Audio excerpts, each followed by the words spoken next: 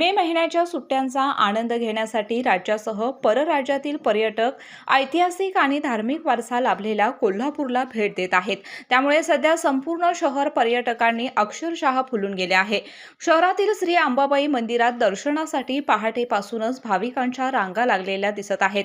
देवीच्या दर्शनासाठी महाराष्ट्रातील विविध जिल्ह्यांसह कर्नाटक, गोवा आणि गुजरातमधून देखील अनेक भाविक कोल्हापुरात दाखल होत आहेत।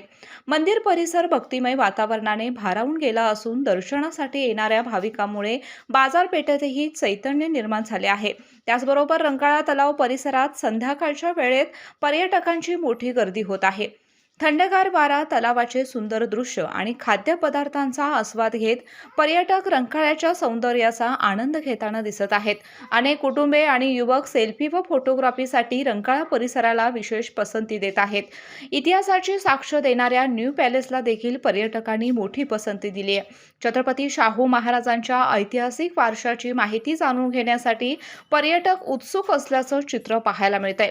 संग्रहालयातील दुर्मिळ वस्तू, शस्त्रे आणि ऐतिहासिक वास्तुकलेने पर्यटकांना भुरळ घातली आहे। पर्यटकांच्या वाढत्या गर्दीमुळे शहरातील हॉटेल्स, लॉजिंग, रेस्टॉरंट्स तसेच स्थानिक व्यवसायांना देखील चांगली चालना मिळाली आहे। केके न्यूजसाठी जिल्हा प्रतिनिधी सचिन वरेकर। निवासी अनिवासी सुविधा, बस सुविधा सोबतच अगदी घरासारखे वातावरण, अनुभवी व तज्ञ शिक्षक, उत्कृष्ट जेवण आणि आपुलकीची ऊब असणारी संस्था अर्थातच राजश्री शाहू अकॅडमी। पत्ता कोनवडे, तालुका भुदरगड, जिल्हा कोल्हापूर।